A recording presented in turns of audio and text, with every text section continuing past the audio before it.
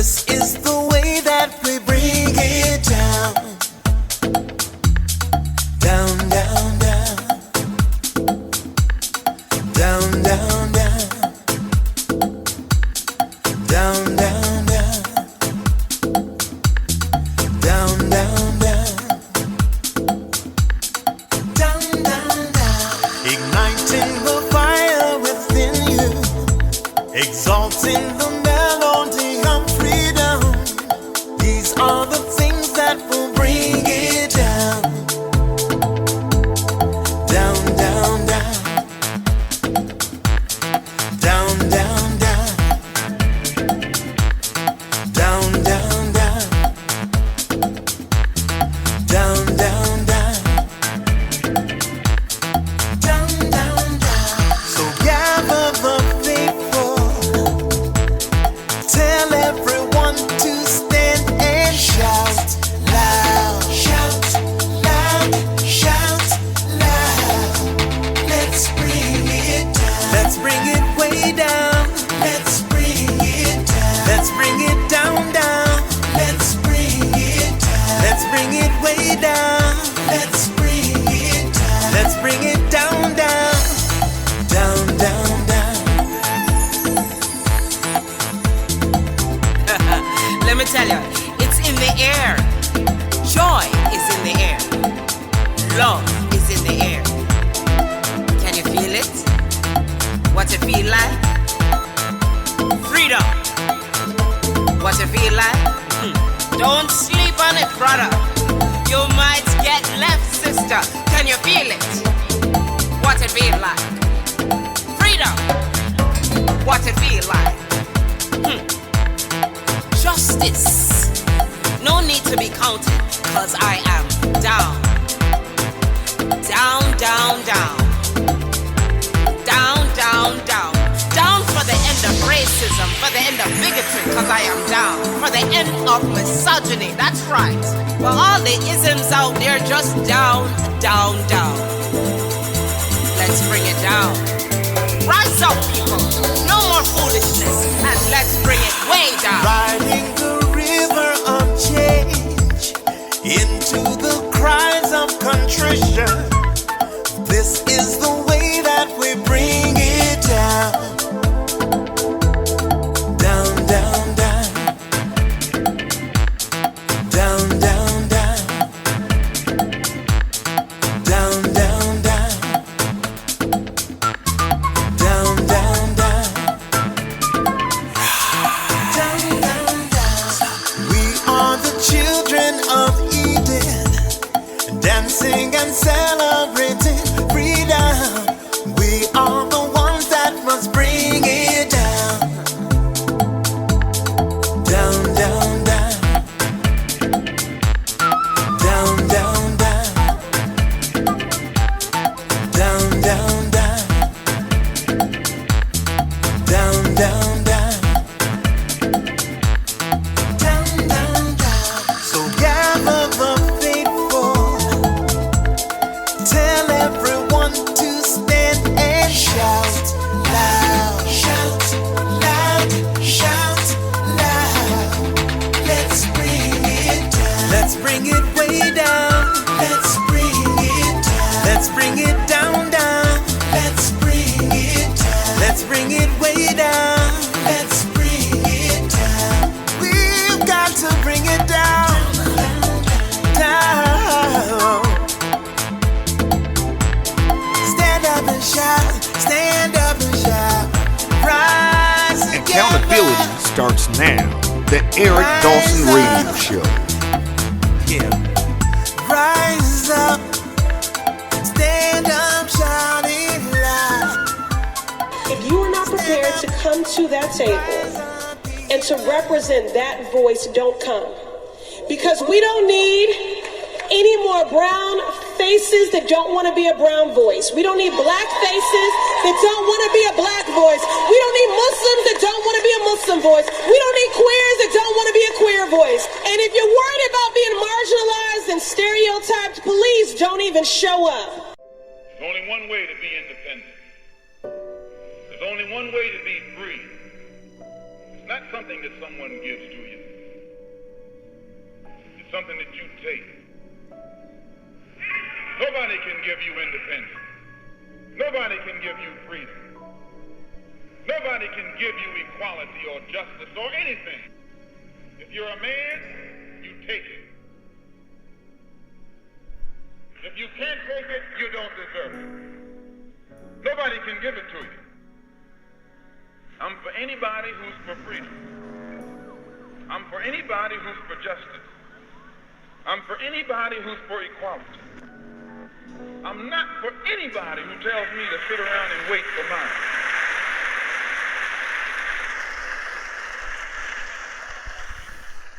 Hey guys, welcome to another episode of the Eric Dawson Radio Show. How are you, Diane L. Murray Clements? Good morning. I'm doing good. How are you? Another day, Diane. This is day 18, 19 for me. Mm-hmm. You know what? I just want to let everybody know I'm checking my my computer now. For some reason, I seem to have a little delay. Hopefully it'll catch up, and hopefully it won't present a problem long term with the show.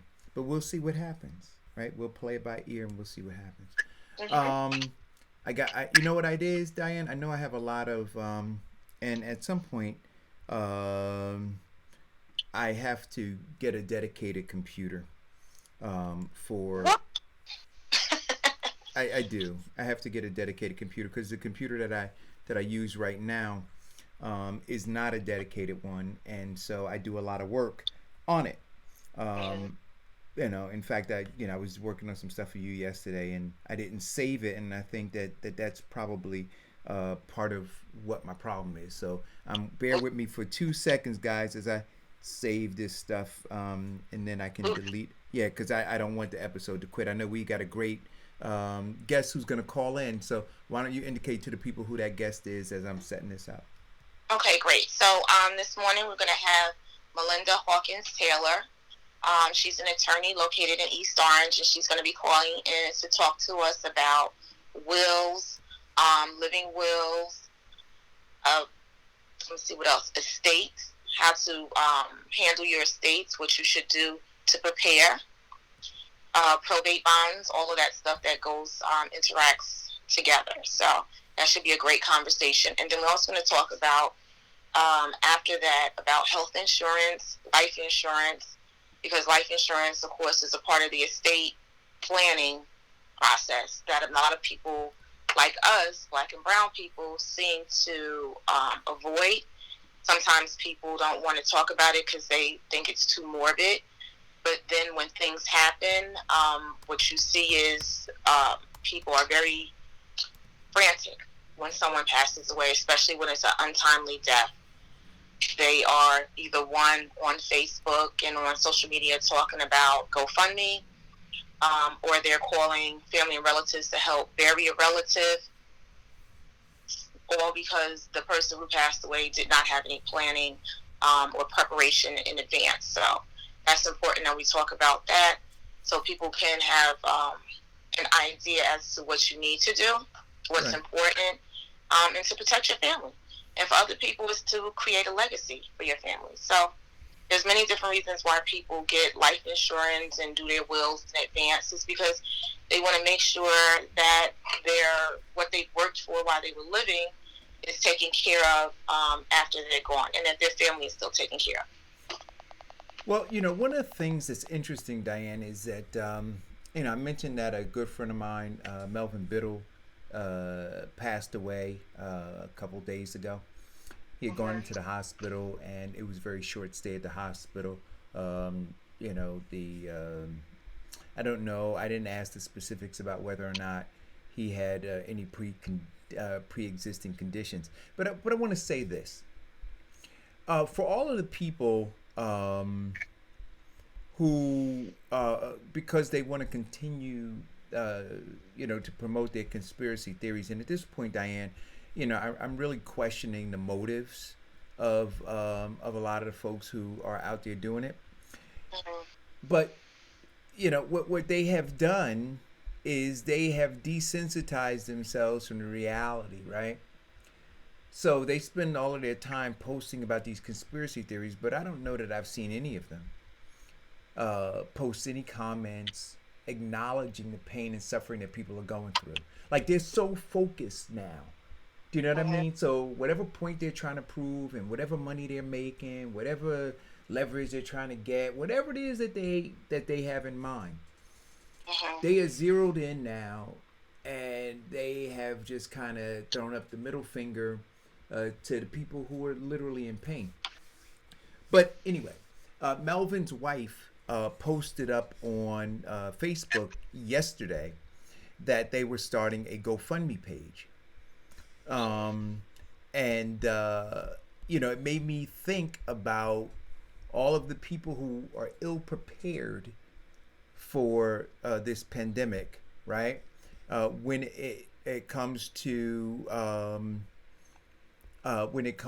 death, right, and the realities of it. And so I think, again, with folks not with all of the noise from the conspiracy theorists, instead of focusing on the issue at hand. Like I said to you before, look, there are conspiracies out there. I don't have the bandwidth to debate them at this point, because there's so much else that we need to be focused on. Right? So, Amina got a phone call last night when you and I finished on the phone last night. I left the studio, I went upstairs, and Amina, was distraught in the kitchen. And I said, "What's wrong?" She said that, she found out that one of her really good friends was diagnosed with COVID-19. And then one of her best friends, in fact, she was the best woman in his wedding. He was diagnosed. He went to go get tested because he was experiencing a lot of the symptoms, right? So, when you're sitting there and you're trying to battle with some people over some conspiracy theories, and then half of them are full of bullshit, and then you realize that they have ulterior motives, you just kind of want to move them aside, and you want to go in and comfort and embrace those people who are dealing with these different issues, right? So, but anyway, when I saw the post by Melvin's wife, it just kind of cemented that I don't have time to engage on the conspiracy theory side. I gotta try to work to do what I can. So anybody who knows Melvin or knew Melvin, his wife put out a plea. I'm gonna reach out to them after the show, and I'm gonna make a contribution. But in the middle of all of this, Diane, what are we gonna do? Because it kind of becomes round robin, right? I donate money to you today. You may be donating money to me tomorrow, right? You understand what I'm getting at? I'm not trying to be callous about it, but that is a reality. That's the reality, yeah. And it's funny that you say that, because I didn't see your post on that yesterday. However, what I did see, I don't know, I was working on some social media stuff. I told you my daughter's now taking over my social media page. Thank goodness, because I just don't want to handle everything. Right. And, so I just put a question out there, and I was asking people, do you have life insurance? And probably 95% of the people said they did have life insurance. But then there was a small amount of people who said no. Some said they had just lost their jobs, so they couldn't afford it. Some said it was on their list, they just, haven't gotten around to it. And I've had a lot of calls lately about people looking into life insurance. And I think one thing is that people have to not be afraid of is to talk about planning. And it's the same way as if you were planning to buy a house, or you're planning to send your child to college. You have to plan for death.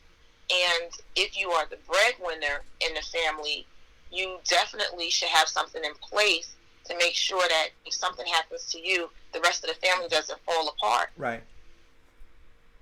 Well, a lot of people don't plan for death, right? In some a lot of people don't plan for life. But you know what, you're right, Diane. In a lot of cultures, though, there is a tremendous amount of planning for death, right? Because it is an acknowledgement that from the time you're born, what you're really doing is you're dying. Every day you're dying, or every minute you're dying, right? And so the thing that you are progressively doing, which is dying, like we say we're living, right? I'm living, but what you're really doing is you're dying, right? And I think that there needs to be more attention paid to it. We're going to find out now through this. Not only is the attention not paid to it, so you're going to see these GoFundMe pages. You're going to see families losing. I mean, it's the other thing. So in the middle of this, in the middle of somebody who's lost their jobs, or a number of family members have lost their jobs, they don't have insurance. Unfortunately, they are dealing with an untimely death due to COVID-19. And then in the middle of that, they're now being confronted with what, a $8,000 or $10,000 bill, for burial costs. Right. Right. I mean, and these people, a lot of these folks, once you understand, couldn't pay their rent on the 1st of April. Right. Right. And they're food insecure. They're dealing with all of these other things. I mean, the stress and the anxiety and the burden of it all is tremendous. Now, in the middle of that, Diane, and this is why we're going to have the call in. You have folks trying to sift through whatever that person may have had. Who gets it? They didn't have a will. They didn't have their affairs in order. Structurally, how does that all work out? And again, people are not really prepared. If I'm not mistaken, Melvin's wife, she said that they were together for 10 years, but married 7 months. Wow. That's a lot. It's a lot to deal with. So I don't imagine that in that 7-month period, she has to get in place now. Yeah. And so I don't know. And then maybe when the caller calls in, we'll certainly present the information, make sure that information is available. But just like we had Dr. Wright and we had Leonard call in earlier this week, and make themselves available to people who were looking for a resource in terms of grief counseling or other kinds of things. I mean, I think that more and more we're going to have to, or I'd like to use this platform to provide those kinds of resources. You too. I mean, there are people, Diane, who should be looking at their insurance now. Absolutely. They should be revisiting their policies now. And if they don't have a policy, let me ask you this question. Mm-hmm. If they don't have a policy and they wanted to get a policy now, given what's going on, would the premium go up? I mean, it's kind of like if I was trying to get insurance for my for my house, but I was calling right in the middle of a hurricane, right? I might have I might have a problem, right? Because the risk factor to the insurance company, they look and say, no. Right. So, go ahead. Yeah.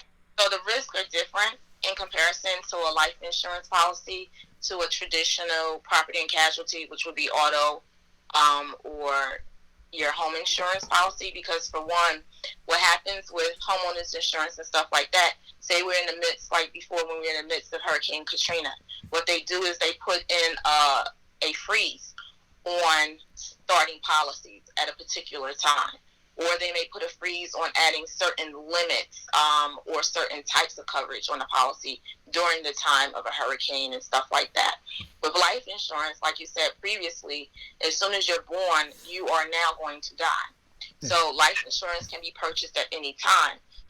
The thing is with life insurance is the rates don't change because like homeowners insurance and all the other insurances, the insurance company files at the beginning of the year with the Department of Banking and Insurance for each individual state, and the rates have to be approved. And that's how they're done for that particular period of time, or for that year or 2 years or however long they do it. So they can't change because now we have a pandemic happening to say, oh, we're going to boost the rates up. But they're, of course, have the other underlying guidelines that they go by. Because with life insurance, they look at your age, they look at whether you're male or female, they look at your health condition, pre-existing condition, Those are the things that they look at for life insurance. So Right. while they don't have the other exclusions and stuff because of what's going on in the world, they do have those exclusions that stay traditionally, those conditions that stay traditionally throughout whenever. So let me ask you a question. So, and you may not be able to, but let's assume, just to give people some numbers, if you got a person who's say 55 years old, they don't have any pre-existing conditions, they're relatively healthy, they're married, and they're not a non-smoker, all that kind of stuff, and they're just looking at this thing saying, man, I'm not sick now, but if the governor of New Jersey is correct in his assessment, and the health director in New Jersey is correct in her assessment, that by the end of this thing, everybody in New Jersey will have contracted COVID-19. Now, that doesn't mean that you're going to contract it and wind up in the hospital on a respirator, right? Doesn't even mean, I'm grateful that my brother, Principal Kefele, is doing much, much better. And our friend, Sydney Barnes, is going through it right now. I think this is day 5 of him going through some very grueling and brutal experiences as a result of having this thing. But then there are some other people who may experience symptoms of a minor cold, right? That's what they said. So, but going through it, or knowing that you may go through it, if somebody, again, 50, 55 years old, no pre-existing conditions, they're not a smoker, that kind of stuff, for like an insurance policy that at least covers end of life expenses, which is like $10,000, right?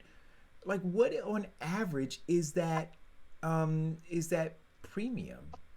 So for somebody, just giving the specifics of what you gave, 10,000, you could pay at least a minimum $30-some a month.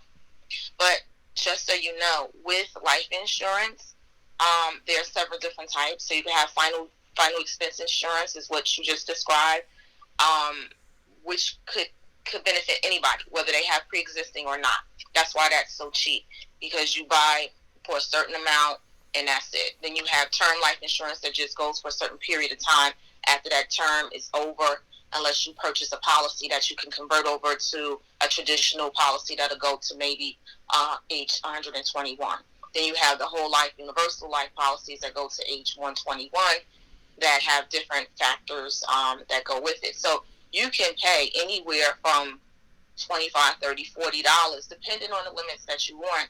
And many companies will, that do final expense, because not all companies do it, will go as low as $5,000 in the limit. But just so you know, there is a condition with life insurance that within 2 years, if you pass away within 2 years of purchasing the policy, and any information, plus if any information on your application was incorrect, they don't have to pay out the limit of the policy. They can just refund you all the money that you paid back towards your premium.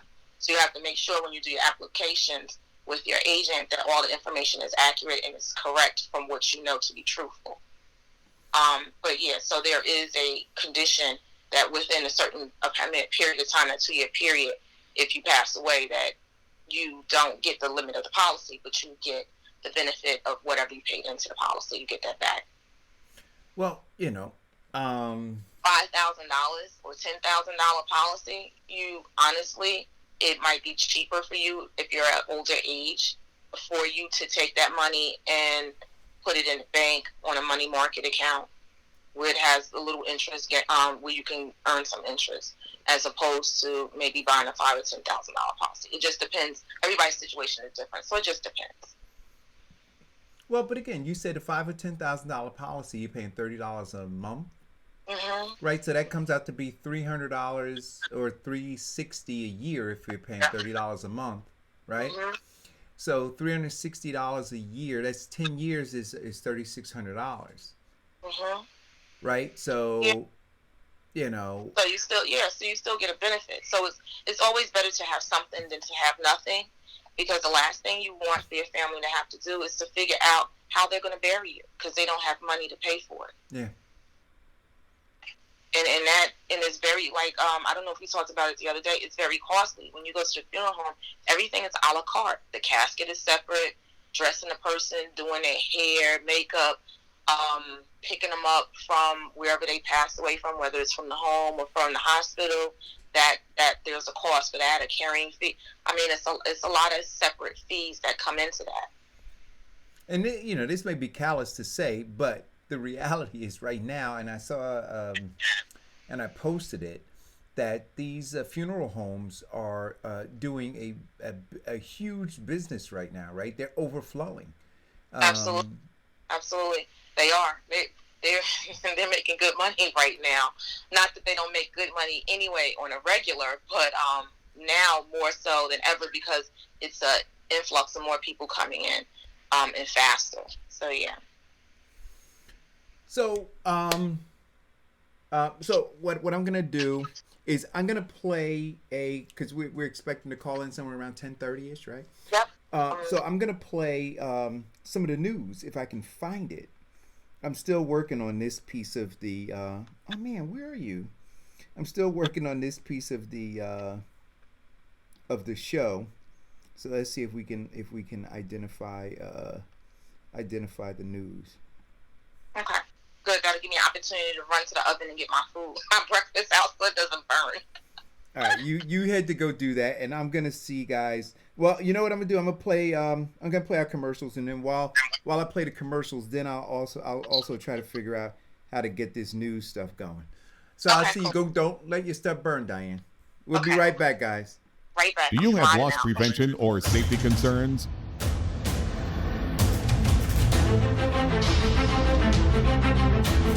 Black Belt Security and Investigations has armed and unarmed guards that can protect what is important to you. For security you can count on, visit www.bbsillc.com or call 1-800-493-1859 today. It's time to turn up the heat in your house or apartment. So here are some fire safety tips from Diane L. Murray Insurance Agency to keep you warm and safe this winter. Don't overload your electrical outlets. Keep flammable items away from fireplaces and space heaters. And put a fresh battery in your smoke detector. Turn to Diane L. Murray Insurance Agency for your home and renter's insurance or bundle it with your auto insurance and save. Call 908-686-4609 or visit dlminsurance.com today.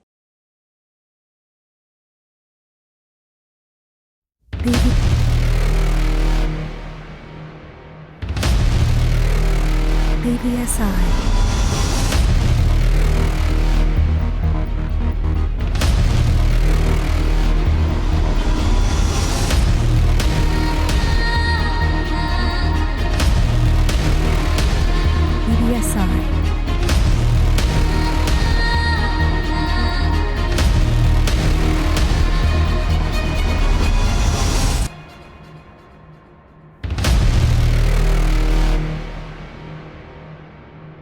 BBSILLC.com. Stay the at home. The Rona is spreading. The is no joke. It's no time to work or roam. The way you can fight it is simple, my friends. Just stay the at home. Now, technically, I'm not a doctor, but mother listen when I read a poem. So here I am, Sam Jackson, imploring you, keep your ass at home. If you want things to get back to normal, don't panic. Just use your dome. Wash your hands, stop touching your face, and stay the at home. Motherfucker, it's no time to gamble. Look around, you're not at a casino. Just stay the home as if your name was Trenton Quarantino. Sure, you can still see your friends. Use the mother app on your phone. But unless you just ran out of groceries, please stay the at home.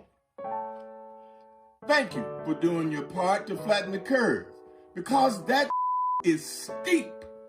And now that you're home, please feel free to go the to sleep.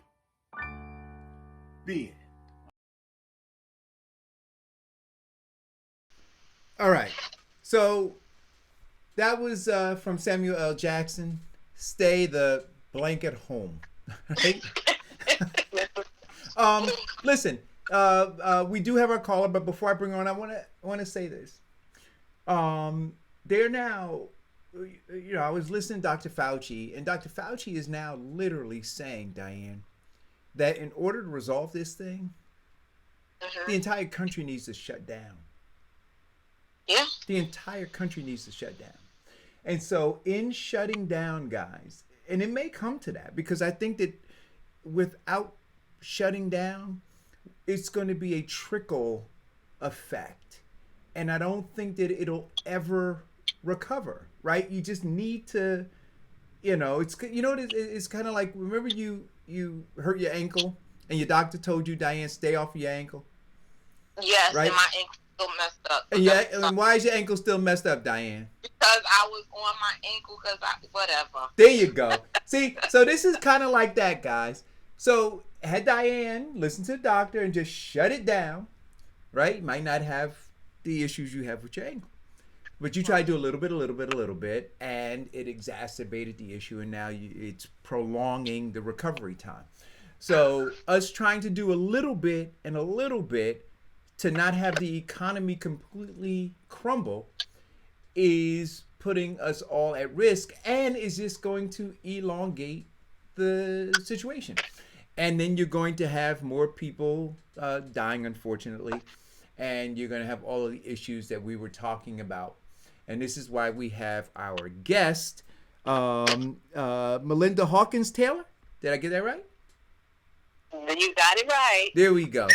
And she is a you handle probates and all kinds of stuff. Trust, wills, power of attorneys. Exactly. In terms of like planning out how your assets are going to be distributed, where's your house going to go, to whom it's going to, and then after you pass, how does that transition occur? What documents have to be drawn up? I do all of that. So let me ask you a question. When we're not in the middle of a pandemic, right? You find folks coming to you who are lost because of untimely deaths or people who just don't have their things in order? Oh, all the time. That's where I make my money, on people who don't prepare. Okay. And so now that's in a normal, everyday kind of scenario. But now we're in the middle of a pandemic where thousands and thousands of people are dying. They estimate that we're going to probably reach somewhere around 3,000 or more people a day that are dying. And so as they do, your phone is going to be ringing off the hook, because you're gonna take what you have now in terms of people who are unprepared, multiplying that by tenfold. What would you say to people who are listening to the show now, Melinda, regarding your experience on the back end of that, and things that they ought to prepare for, given the pandemic that's upon us?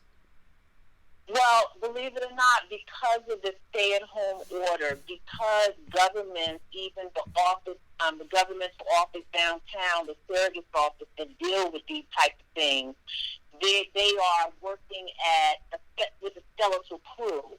So even though you may see a high number of deaths, the actual, walk-in client is not coming in right now because of the stay-at-home orders, and the offices are shut down. But there will come a time when the offices are going to open, we're going to stay-at-home order will lift, and the clients will start coming in. And what I would say to anyone who's listening, because you just don't know where this thing is striking and where it has already, number one is to get organized, right? Organize all of your financial files, right? Take into account everything you owe. Put your paperwork together. If you have insurance policies, if you have a retirement plan, whatever, make sure it's organized so it can be found and someone will know exactly what to look for, exactly what the top. I can't tell you the number of people who walk in, and they bring in this box, and they pay me, actually, to look through and see what's the value in this box. Wow. So, Melinda, with that, I have a question, because, we work together doing probate bonds and stuff like that. My question to you is, what type of financial documents are important for people to at least keep a copy of, along with their other documents? Like, for instance, we had a client, go ahead. A deed, to own a house, a deed, any mortgage statement, credit cards, life insurance policy, your car.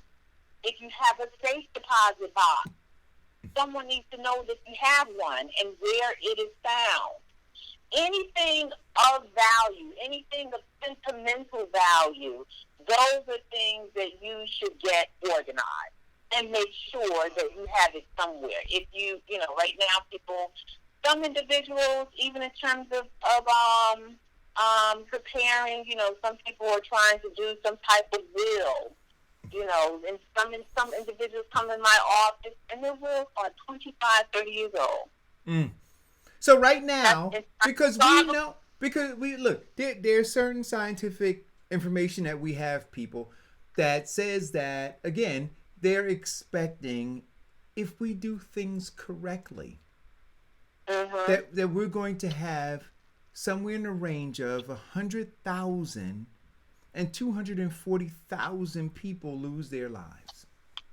That's right. Right? So with that information, maybe, Melinda, instead of some folks, and I'm not saying that, you shouldn't have family time and you shouldn't find, because I got to tell you, I don't know where you are, Diane, with Tiger King, but yeah.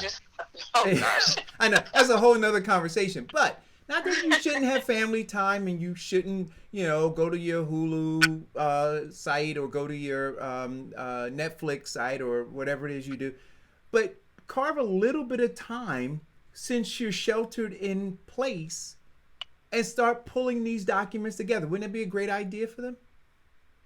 Yes, definitely. And the important point about that is that, my father passed many years ago, but what he used to joke about was so right.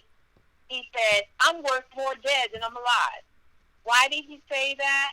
Because he had a house and he was paying the mortgage. It doesn't feel like you have money in your house, but his house was almost paid for. So when he passed, the mortgage that was left, he had about $10,000 left, but the house itself was worth $200.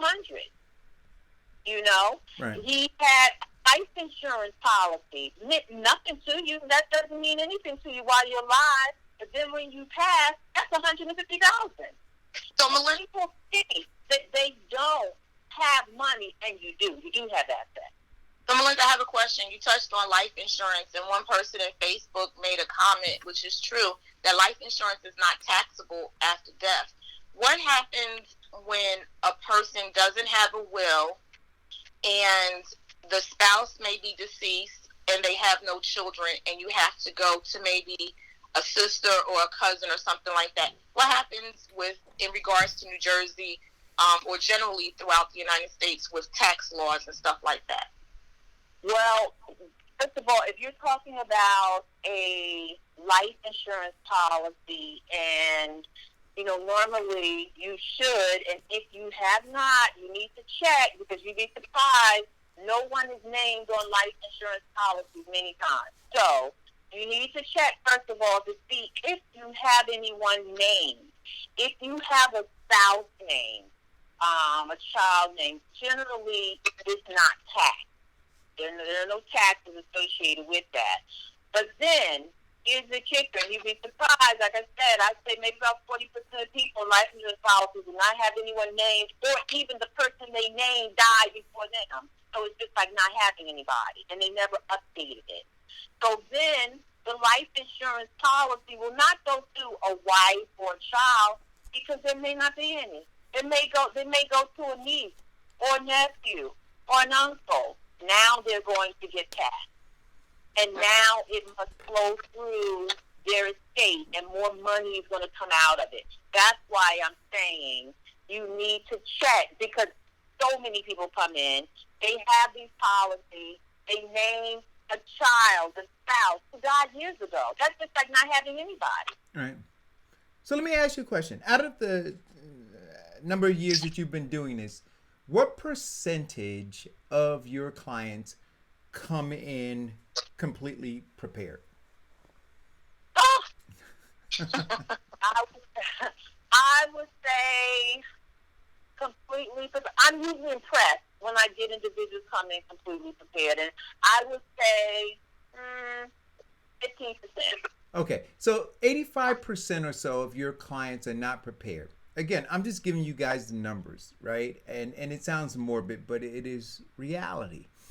And again, it was brought home to me last night, and this is why, I asked Diane to reach out to Melinda and have her call in on the show, and wanted Diane to also talk about insurance, is because my friend Melvin Biddle, who passed away from complications having to do with COVID-19, his wife last night had to put up on Facebook that she was putting a GoFundMe page together and trying to raise money and asking people to Cash App whatever they could, or Venmo whatever they could, to bury him. And unfortunately, there are going to be many more people who will not survive this. But the question is, beyond your not surviving it, how financially and legally will those who you leave behind survive it? And that's kind of what I wanted to, make sure that we were talking today. Now, Melinda, I see on the ad that we run for your law firm that you offer free consultation. Yes, and also during this time period, what I'm doing is sending individuals the documentation. First of all, doing the consultation, and then sending them, via email, documents that they may need to fill out if they want to do a will or anything else. And there is a virtual signing, so everything can be done without them coming into the office. Okay, so if people who are listening now wanted to be able to get in touch with you, would it be the number that's listed on this ad, which is 973-441-6700? Correct. Okay. And then is there an email address that you could give out, or would it be better for them to just call you at first? It's better that they call, because then we can get the important information and see exactly where they are, because each case is totally different. Okay. And so, guys, what I'm saying to you right now, right, there are things that I know you don't have in order. I know you don't. And so you have an insurance agent here, right, who you can call, and she'll talk you through some of the things to make sure that you're prepared on that side. And then we have an attorney on the line who handles wills, trusts, power of attorneys, probates, does all of that to make sure all of that is in place. And you're home. You're home. And so what better time to make sure that you take care of all of these things? So it's one less tragedy that occurs. So now, Melinda, I have another question. I'm sorry, Eric. No, go ahead. Melinda, I have another question. Once you do your will, do you suggest to your clients that they file it with the county so that there's no problems of relatives not disclosing that there is a will, or the will getting lost or not being found? They should put it in a safe place, wherever that may be. Whether it's a safe deposit box, whether some clients like to have, a safety box in their home, but I even have one client, she lets both her children know where they were, where the bill was in her house, so they can locate it. Now, one thing I want to add, Eric, and what you were talking about, you were telling people they should call in. Here's something interesting I found. Sometimes it's not the individual who owns the house or the life insurance or whatever else that's calling in. It may be their spouse. It may be their living girlfriend. It may be someone who is not even related to them, but they care for them. They're the one that take care of them. Those individuals will call in for the person. Why do they call in for that person? Because, number one, they're trying to avoid confusion and chaos if something should happen to that person and there's a will. Sure. Number two, that person who's calling in, they may have a stake in it. Stake in it being not anything criminal, but stake in it in being, I have people who may have children, haven't seen them in 10 years, and they have someone in the home, a neighbor, looking out for them, caring for them, bringing them food and stuff, and they want them remembered. It's those individuals a lot of times that will reach out to me. It's that living girlfriend, because New Jersey doesn't recognize common law. So you could have lived with someone for 15 years, and you're living in their house. Your name is not on the deed. There's no will. Guess what?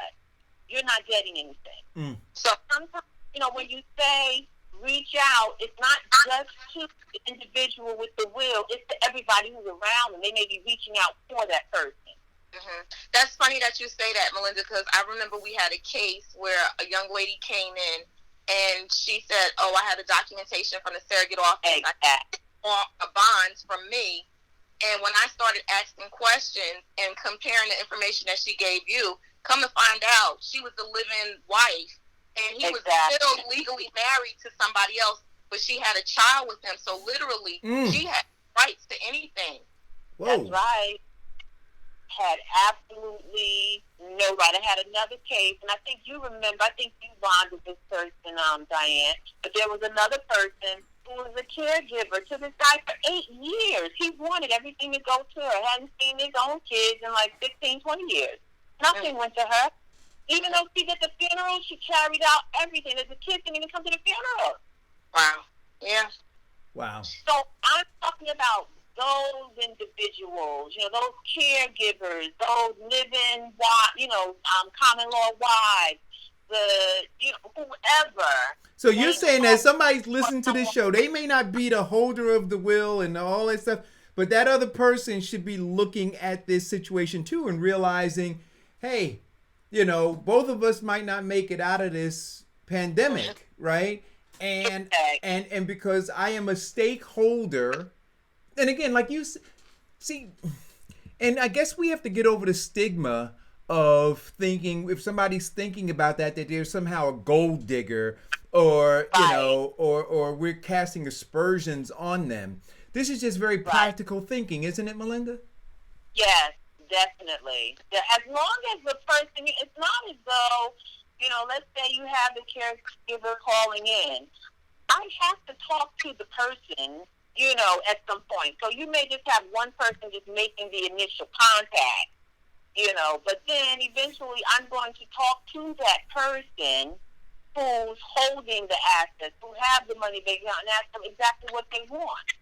So it's not like there's any type of, gold digging. I'm going to get to the crux of it and ask them, what is it that you want? But they may not be the first person to reach out.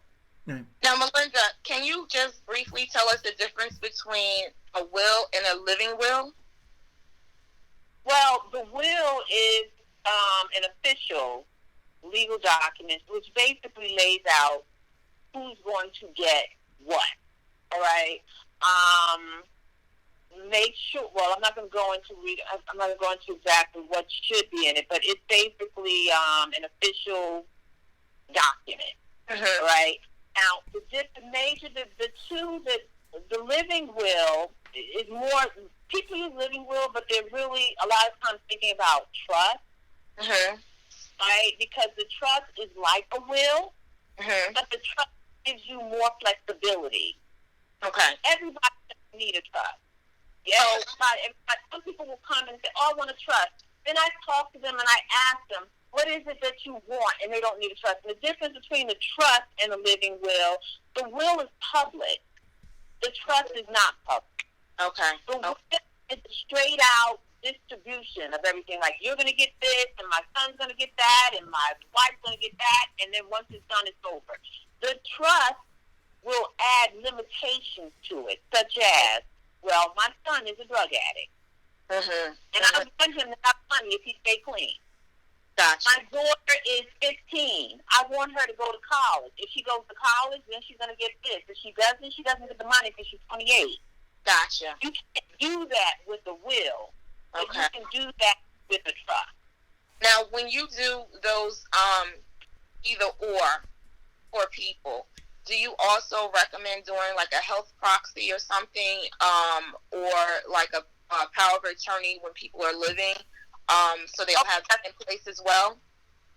Definitely. I can't tell you the number of times that I have told individuals or recommended that they get the health proxy, and that's where the living will comes into. Because, you know, when you're doing the will, you also have to consider, you know, your own incapacity, such as if I were not able to make health decisions for myself, who would do it? And that's what a living will is. It's a directive to the physician, you know, in terms of end-of-life medical care, right? That's what the living will is for, end of life. So some people will say, I want a living will because I don't want that burden placed on my family in making end-of-life medical care decisions. So we'll do a living will.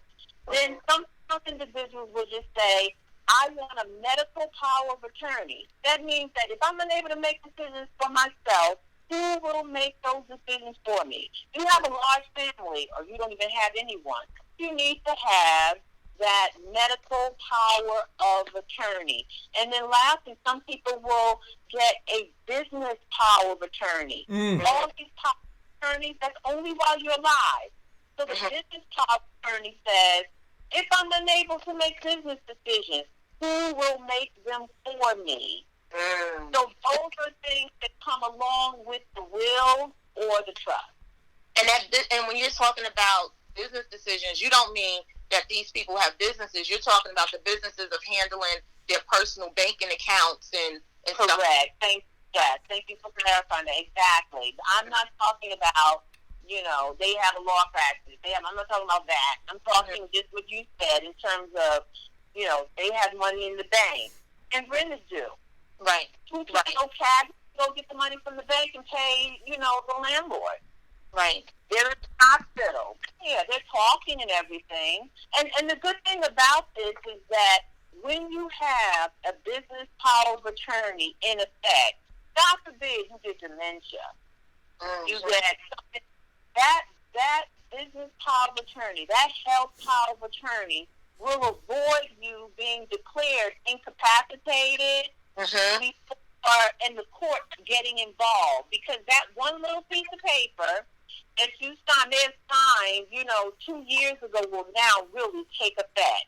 And you don't have to go through the court system. It doesn't have to become public. It's just the person taking care and making decisions for you. Let me ask you another question. Since you were talking about your business, and I know you weren't talking about a business partner, but in this climate, right, you have small businesses now, or businesses, not necessarily small, but let's talk about small businesses, where you may have 2 or 3 partners who are in this business together. And the loss of one partner may create a heavy burden on the business itself. And these partners don't have insurance on each other. And I remember taking a class, and I had gotten my producer's license. I had since let it expire. But one of the things that they were talking about was how prudent it is, if you were a business partner with somebody, to view them as their death as a liability to the business. And so you want to insure them to make sure that the business doesn't suffer afterwards. Now, Diana, I'm sure that you provide insurance for that, and I want you to talk more about it. But Melinda, do you also find that in your practice you get those such people coming to visit you as well? I have not. I have not, because a lot of times, let's say attorneys, if they are in practice, they have taken out, I'll let Diane talk more about that, but they've taken out insurance, for that, because they did look at it as a liability.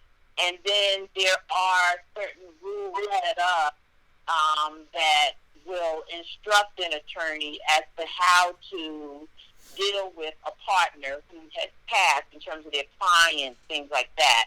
But in terms of the insurance part, a lot of them, if they're in practice with someone, they have taken out some type of insurance. Mm-hmm. Usually when they do that is when they sit down with their accountant and start putting a business plan together, whether it's a corporation or a partnership. That's one of the things they discuss is about getting insurance for the partners, because it allows the partners to be able to continue the business whether the person dies, and allows them to use that policy to buy out the partner and pay the family off to continue the business without the deceased partner or family being involved in the business. So that is important to have. And it's not expensive either, because you can get a simple term policy for as much as you need it for. But yes. And now, Melissa, I had another question for you. You get such great information. I call you all the time when I'm in a panic. Even I'm in a panic. I'm like, Melinda, I need you to answer the question. I'm not sure. Thankfully, my mom had her will put in place many, many years ago before. Literally, she had it put in place probably 2 months after my father died back in 1995. So her will was in place and everything was good. But my question to you is, can the will, even though it's been in place, and people are still living inside of the will who were named in the will, can the will be contested by family members if they don't like what the deceased person put in the will? Well, see, and that's the problem with having wills that have not been updated. Mm-hmm. You should, I assume you're saying like all the people, beneficiaries, whoever's names, they're still alive, correct? Mm-hmm. Yes.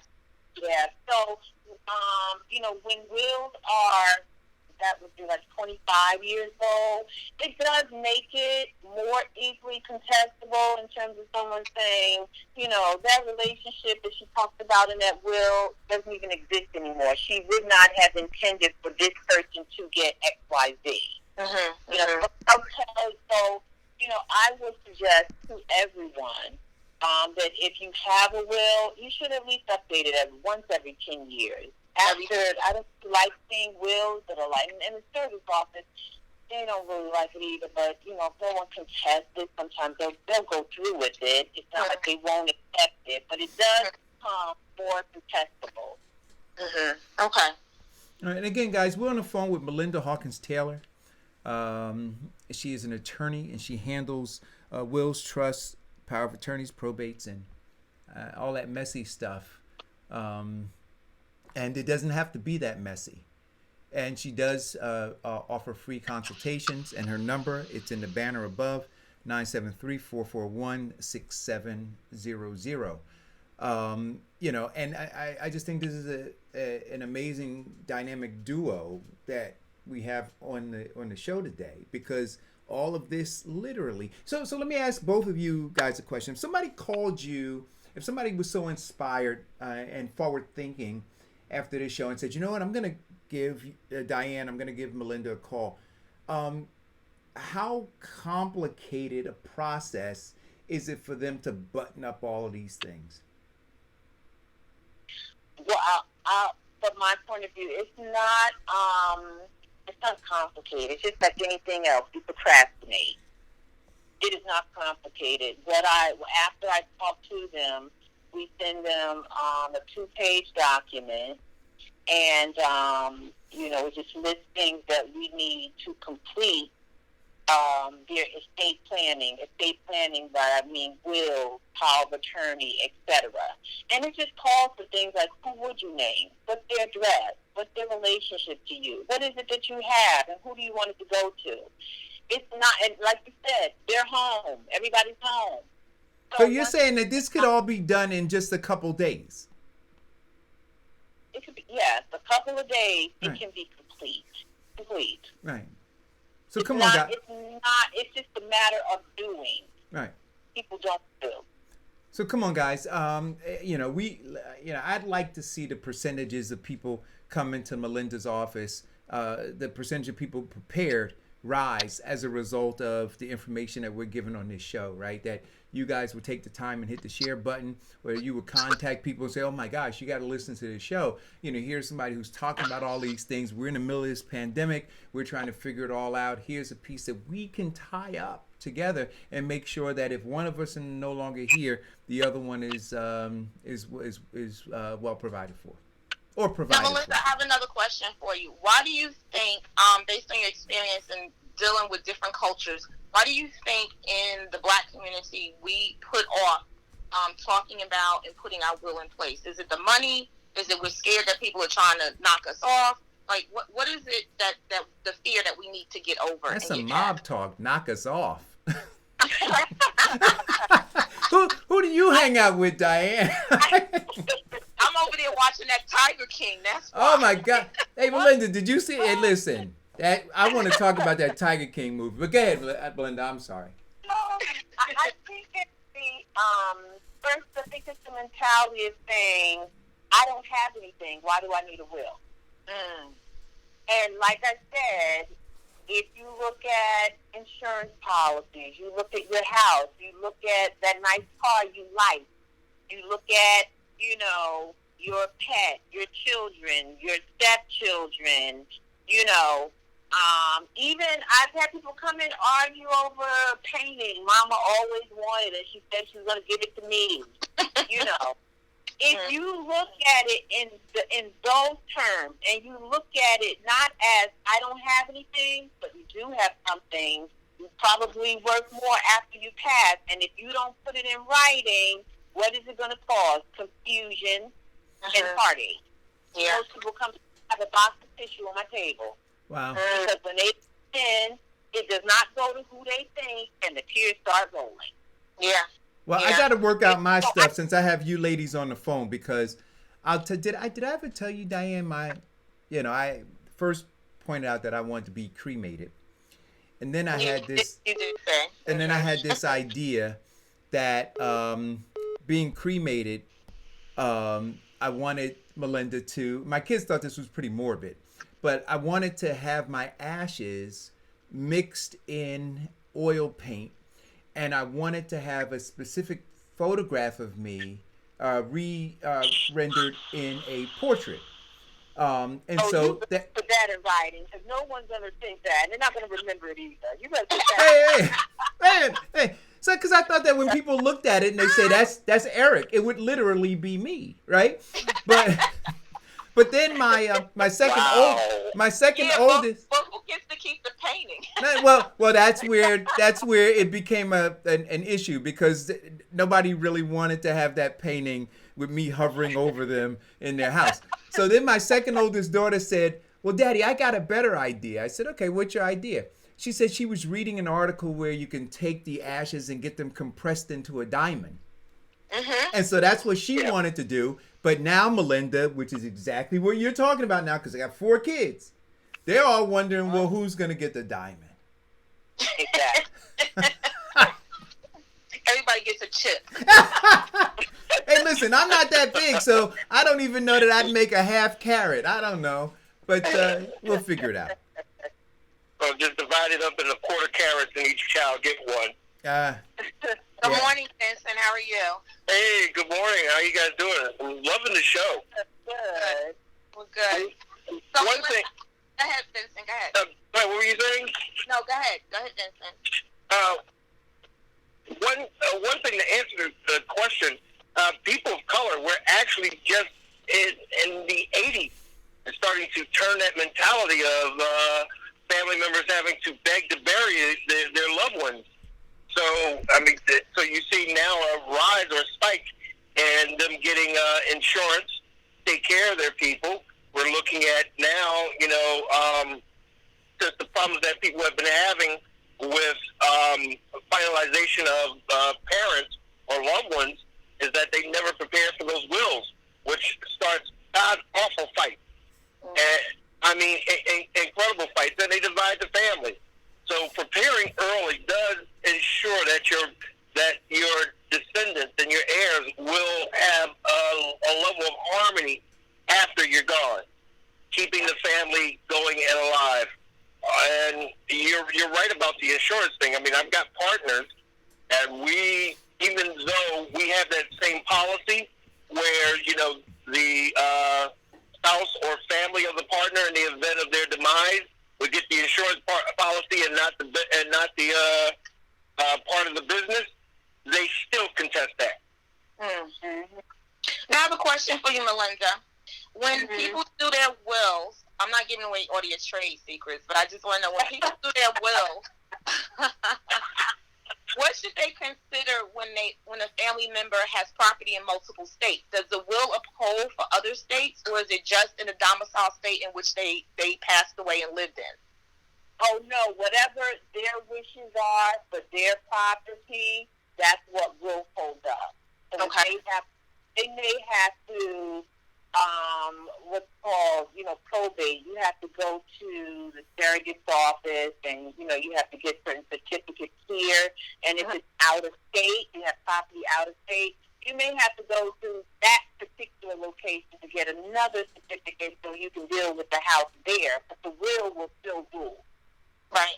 Now, I just want to mention another thing that you talked about in the will and about updating it and why it's so important to update it. When my mom passed away, she passed away in April of 2015. Her mother, who was 90-something years old, passed away previously to her in December of the year before. My mother was the executor of my grandmother's estate. And I think some people think that if like, for instance, I was the executor of my mom's estate, some people thought that because I was the executor of my mom's estate and because my grandmother passed away before my mother, that I automatically became my grandmother's executor. That's not how it works, correct? No, it's not. And as a matter of fact, what happens is, and that's why you should always have, when you do wills, I always ask, clients, give me the first person who you will want and give me a backup, right? Give me at least one backup, because if something should happen to the first one, who's going to be the second? If you only name one, or let's say your first and second predeceased you, right? Then the person who would want to handle the business affairs, they would have to apply through the court to become the administrator, even though there's a will. Right. There's nothing so automatic, authority that would appoint someone. You have to go to the court, the surrogate court, and then they would decide who's going to become the administrator, who's going to take this other person's place. And that's a lot more detailed, a lot more work, because you have to get bonded. You have to, right, Diane? That's Diane. Yep, you come see me and give me some money. Yeah. You got to get bonded, and you have to go to even, some individuals like your sister or aunt and get their permission in writing for you to become it. Wow. Yeah. Now, other things that are important is, people look at, sometimes they come in with these wills, and sometimes people will try to draw up a will at home. It's not properly done, so now you can't even admit it, and the surrogate's office won't accept it because of the way it's drawn up. It's not properly drawn up. Right. The other thing that I wanted to mention, you talked about with the executor, which is the same as an administrator, except the administrator is appointed by the court, is what happens when, I know on my side, Vincent, mute your phone, please. What happens when a person comes in and they can't be bonded? Because I know on my end, I see it. They'll come to me because there wasn't a will, so they've been to you already. Then they come to me because they have to be bonded in order to become the administrator, because that's what the courts require. And then they get to me and they can't be bonded because they got bad credit.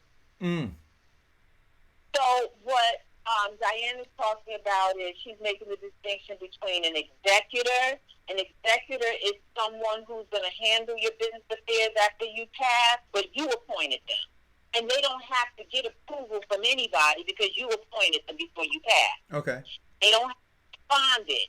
They don't have to, basically have a bondsman of saying, we will ensure their actions. Executor acts according to what, the person deceased, whoever they wanted.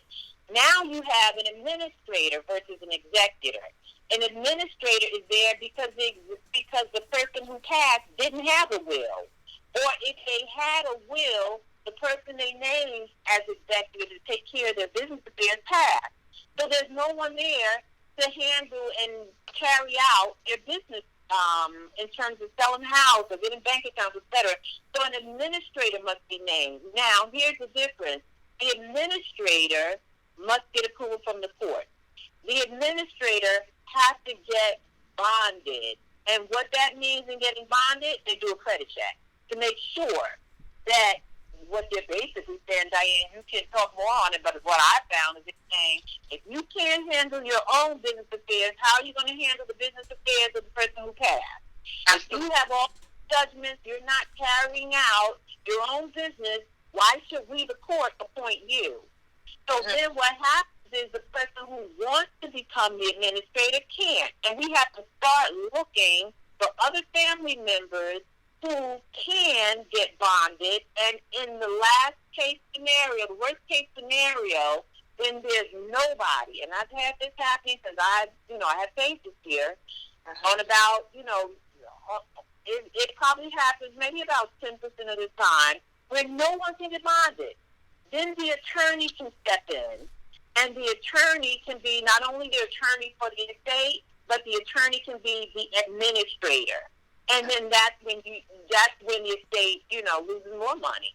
Wow. Because now you have to attorney for attorney fees and being the administrator. Jeez.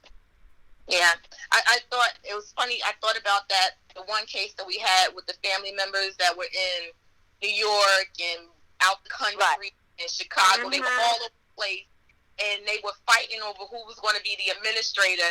And it come to find out, none of you can be the administrator. None of you were creditworthy. Wow. And I had to become the administrator in order to settle that estate.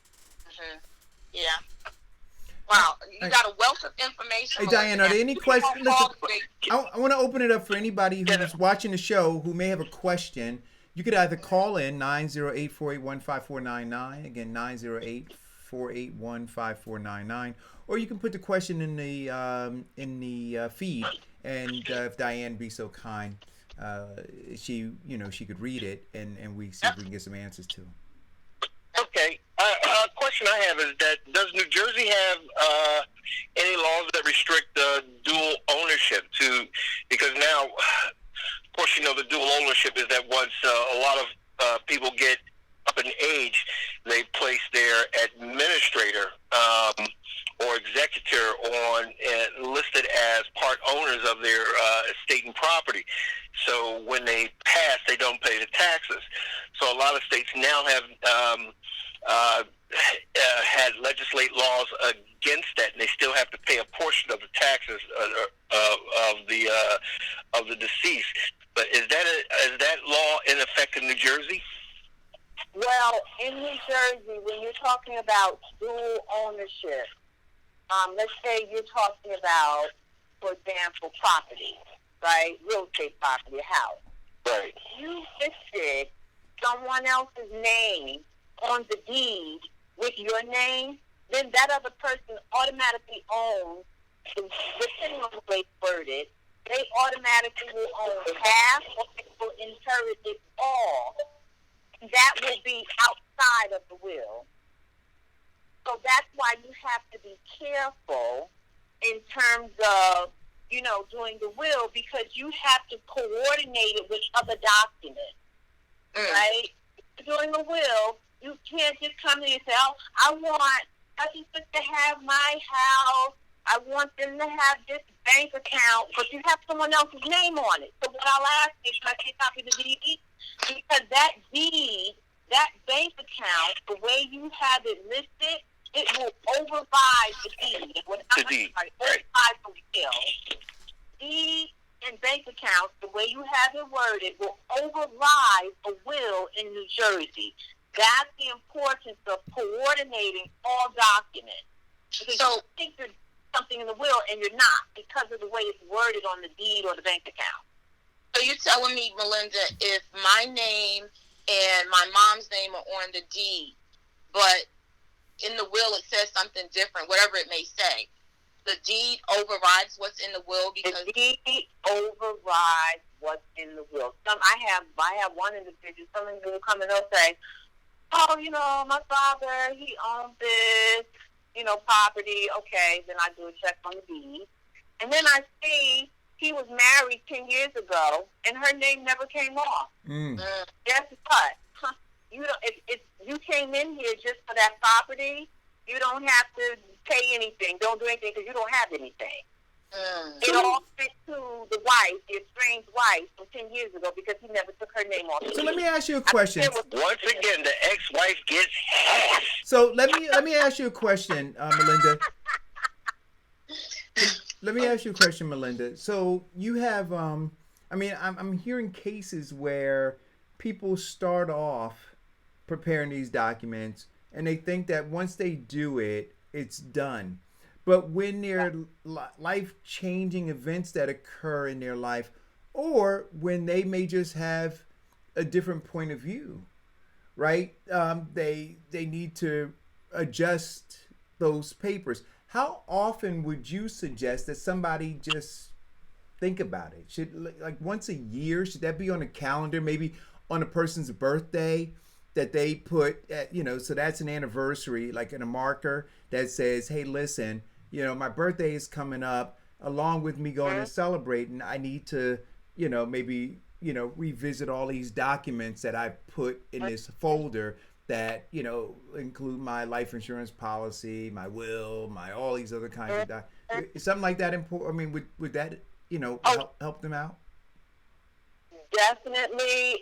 And like I said, once every 10 years, but also, like you said, when there is a life-changing event, you get remarried, your wealth grow or shrink, any life-changing type of scenario, you want to review it, and that may be less than the 10 years that I talked about. I had one woman, she came in, she was married to this guy for 6 years, and he was retired. Whatever information he had in his other job, I guess she never looked into, she didn't know it was there. Well, she went to file, and guess what? The ex-wife from 20 years ago, name was still there. She got everything. Wow. So, yes, reviewing is important with not only what you may have in the house, but you may want to call your job and say, if something were to happen to me, what is it that I have? And they'll say, oh, you have a life insurance. Is anyone named? You'd be surprised the number of people. There's no one's name. The job, they normally don't even collect it. They don't ask for it. They, oh, no one's there. Or they'll say an ex-wife's there. But that also includes pension. That's true. Exactly. Wow. But then, like you were saying, I think that the other thing is this, that the other person who's involved in this relationship, some of the onus is on them, right? To nudge and ask those questions. Exactly. And that's why I was saying, as you termed it, you're right. Other stakeholders will sometimes call in. They need to be the ones call in because you know what? If something happens to that individual, it's the stakeholders that will be at my table crying because they didn't take the steps to make sure they were getting what the person wanted them to have. So I'm gonna say this, right? So to shorten it up, if you're going to marry somebody who's previously been married, buy life insurance. You buy life insurance one. You want to check all those current documents to make sure that they're updated and that your name is on there. Is that kind of cutting to the chase, Melinda? Yeah, you might want to slip in that prenup too. Now you know what? God, see, I gotta. Diane's taking a heavy. Focus, Eric. You done been married twice. Don't you do it? No, I'm getting married again. I know you get married a third time, but I'm saying, don't you do it? Don't you even mention the word prenup? Oh no! See, I don't believe. Go prenup, brother. Go prenup. Well, don't. No. So I don't believe. I got my own, and I had a discussion with a friend of mine, because he's all about the prenup, and I mean, I guess from an intellectual standpoint and a business standpoint, I understand it. right? But just from just being a hopeless romantic,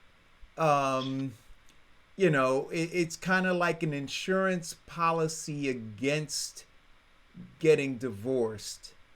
And so then it kind of runs contrary to standing at the altar saying till death do us part. Because then I really don't believe that, because I got this insurance policy called a prenup just in case. So it's that thing that creates this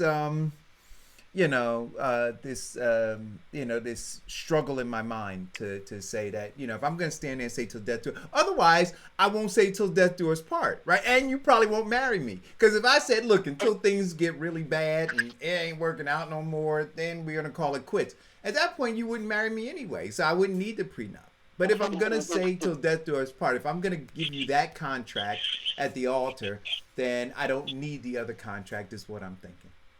Brother, listen, my first wife told me, remember when that preacher said till death do us part? I said, yeah. She said, well, he was talking about you.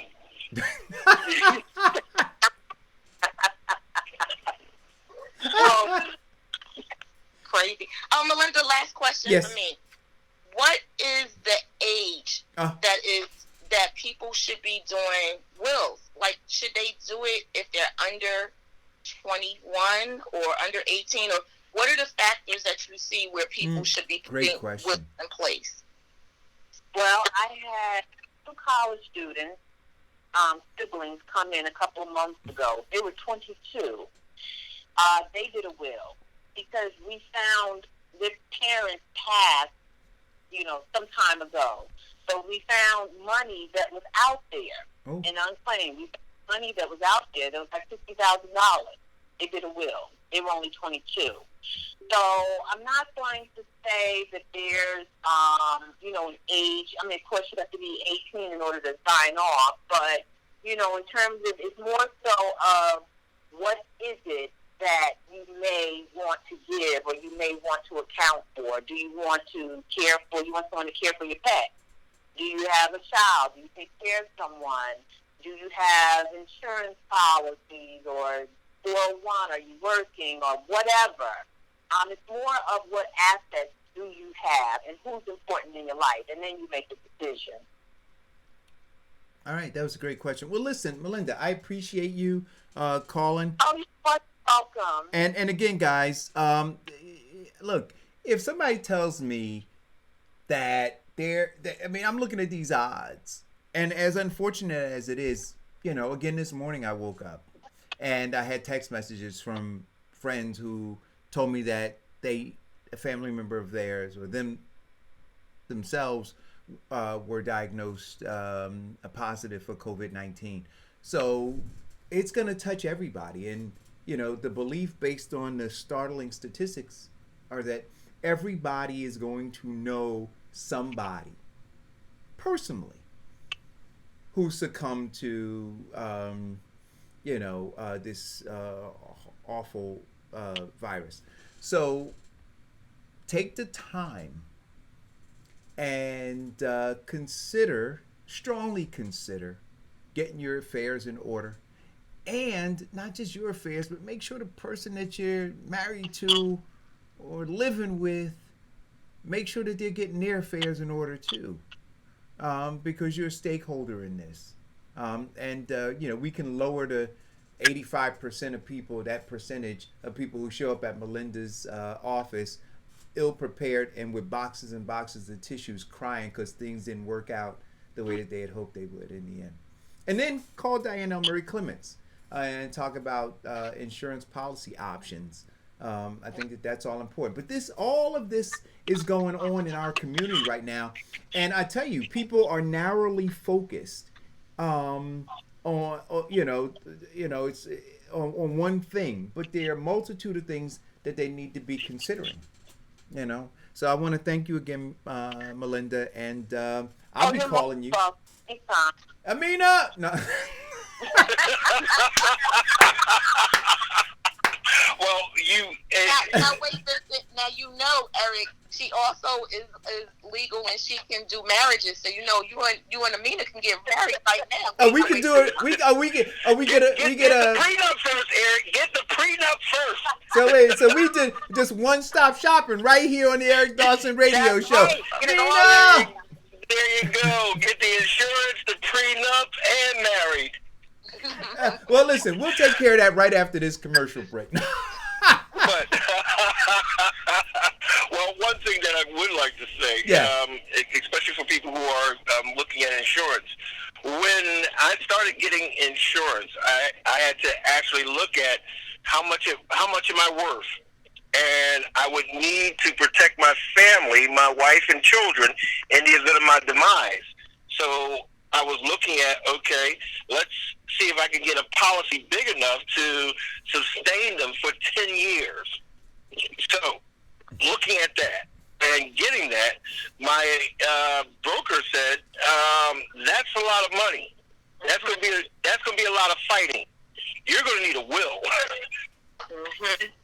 And I mean, he was absolutely positively correct. I mean, it takes care of all arguments, all doubts. It gives perfect division.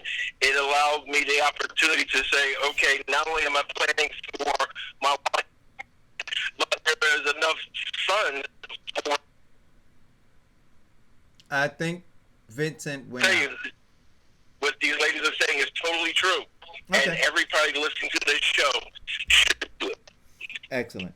Well, listen, so I tried to play the news segment, Diane, before, and it didn't work out. So I'm going to see. Man, I don't know how to do it. But I'm going to try to play it again and see if we can get the news segment. I messed you up from yesterday, huh? You did mess me up, Diane. Sorry. No, that's all right. But there was some interesting news, and I guess we're not going to get to it. You working on that Tiger King? Oh, go ahead. Yeah, talk about that while I get this together. That is ratchet mess there. I told you it was. But I told you it was.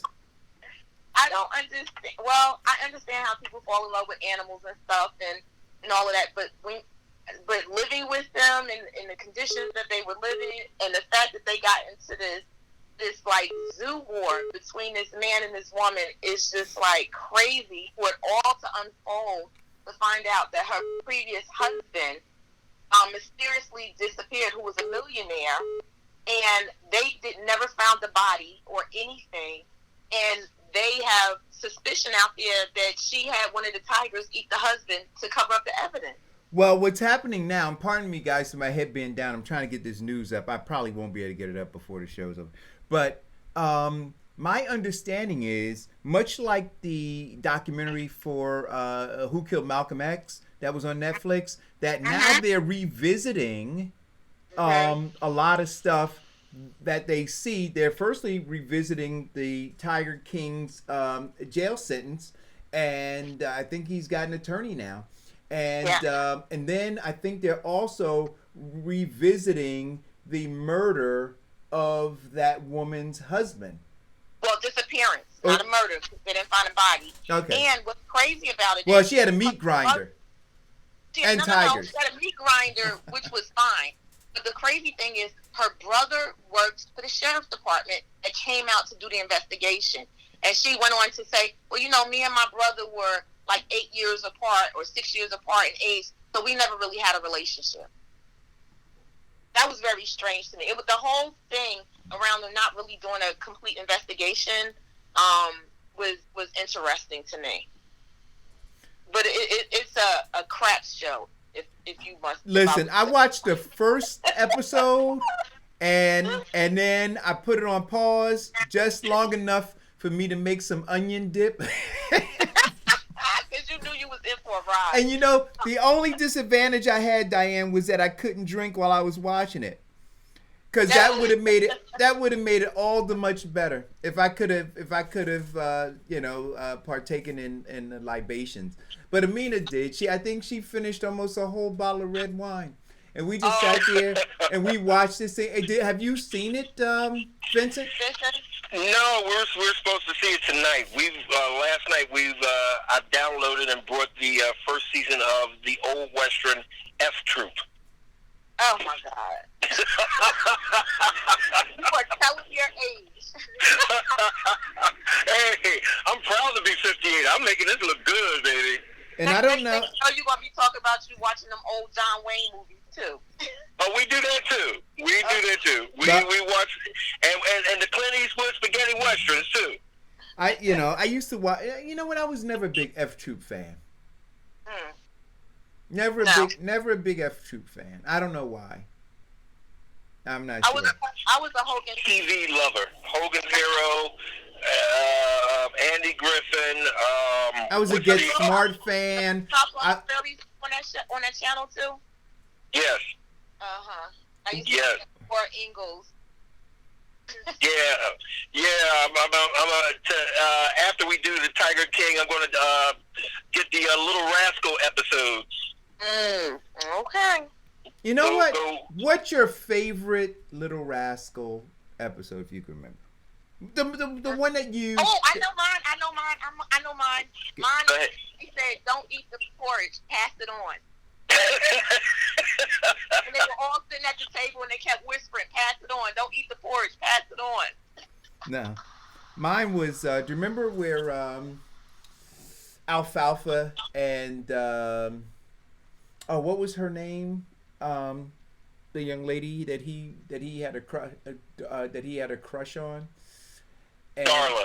Darla, that's right. And he was serenading he serenaded to her in many episodes. All the time. But do you remember the one where he's like, Freons, lovers no more. Just Freons, but not like before. That was my favorite episode. My favorite episode is when Butch was challenging Alfalfa for Darla, and Spanky was training him to, fight in the ring. Yes. And they had Buckwheat as his sparring partner. Yes. Yeah, Alfalfa stuck his nose up at Buckwheat knocked him out. Yeah. There we go. So listen, you guys could watch F Troop. You guys could watch Little Rascals. You guys could watch The Tiger King. But you can also put your affairs in order. I'm gonna keep saying that. That's what Gaetano said. He said, "Don't eat the porridge. The milk is spoiled." Yes, Gaetano. Thank you for that stuff. And listen, I gotta play again before I think I did get the commercials done, the news commercial. But before I bring up the news commercial, I gotta play again. I don't know, Vincent, if you were watching, but here's Sam Jackson with a message for everybody. Oh Lord. Stay the at home. The Rona is spreading. The is no joke. It's no time to work or roam. The way you can fight it is simple, my friends. Just stay the at home. Now, technically, I'm not a doctor, but mother listen when I read a poem. So here I am, Sam Jackson, imploring you, keep your ass at home. If you want things to get back to normal, don't panic. Just use your dome.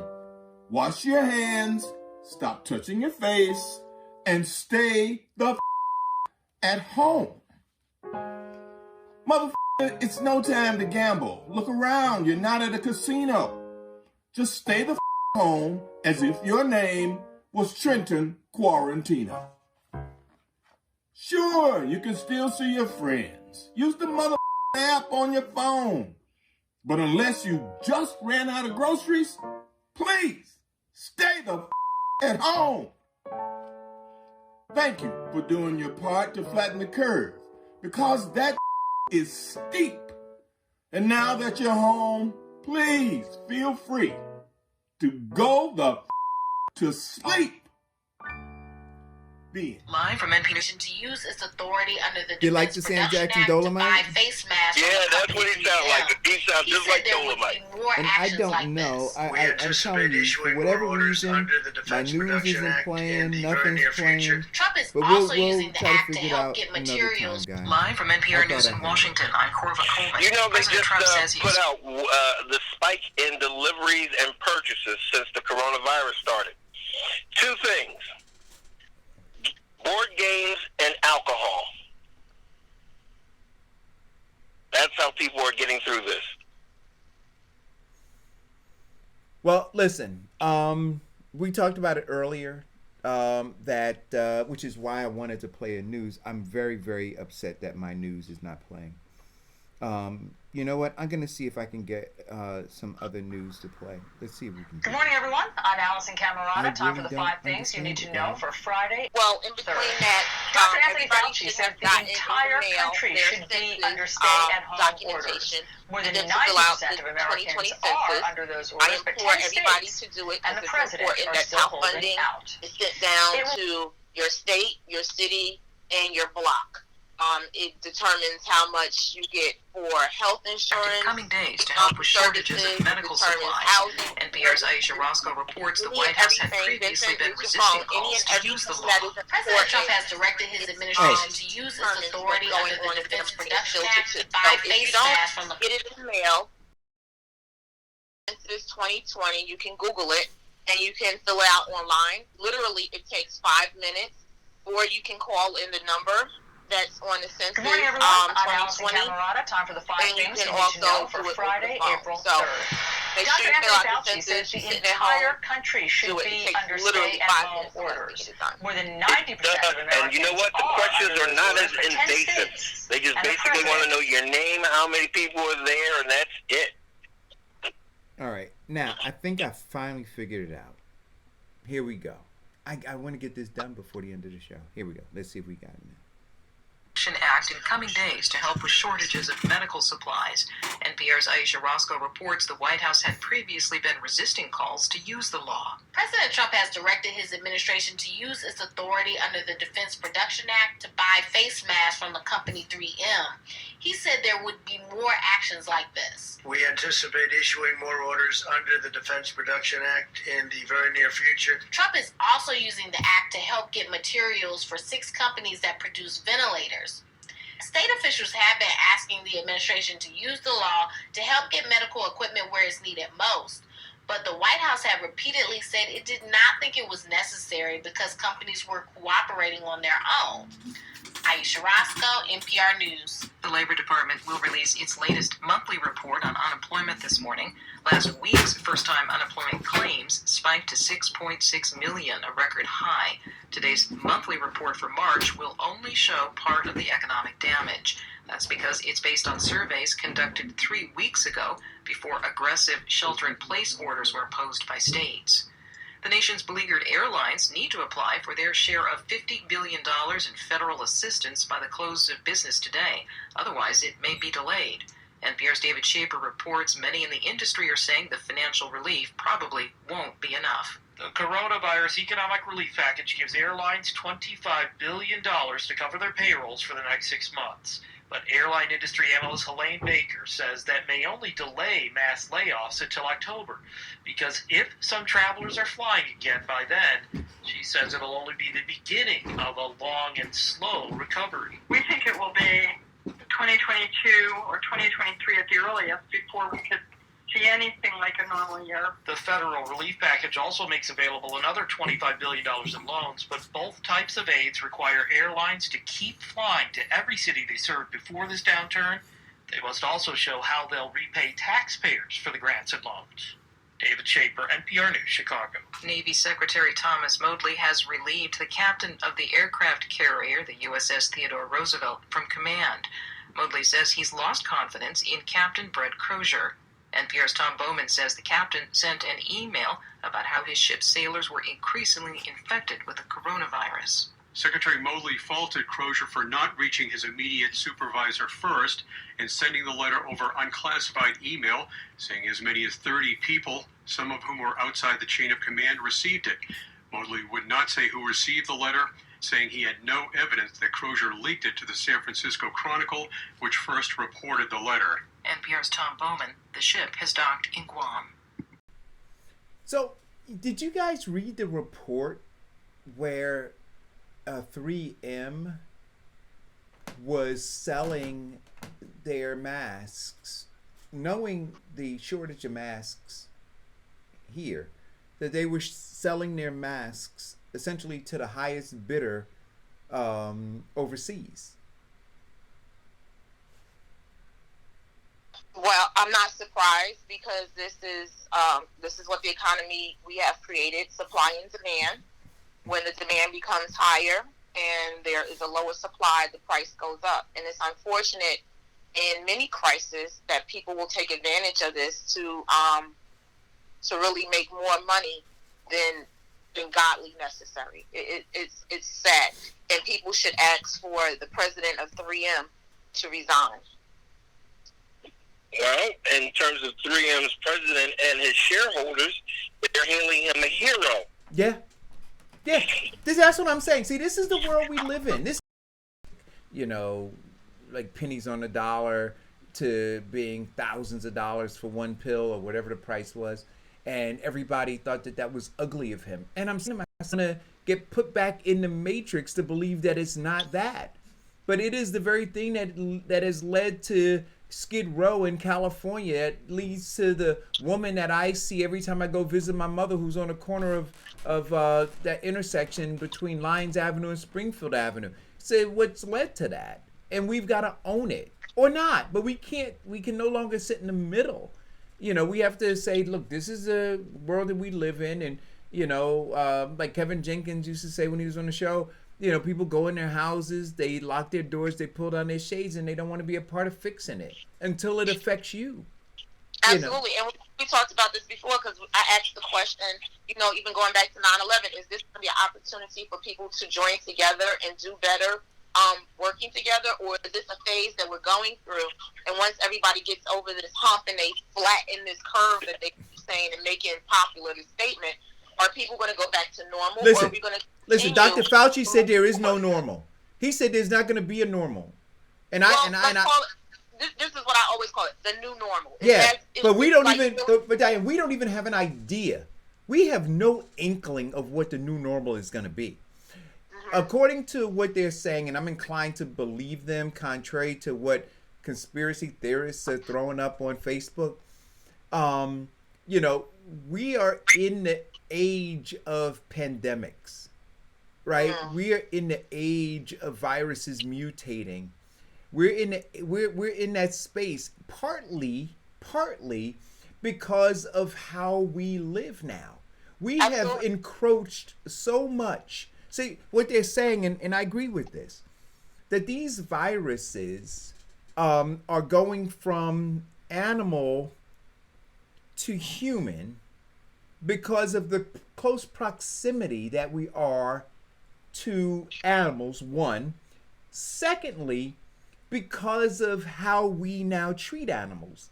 That the animals themselves, they were talking about influenza. It was something I was reading, and they were talking about influenza and how at one point where you had, say, a duck, right, that could fly, right, and the virus was transmitted from one duck to another through the feces, through the water, but the ducks were kind of keeping that amongst themselves. But then it got passed somehow from a duck to a chicken, right?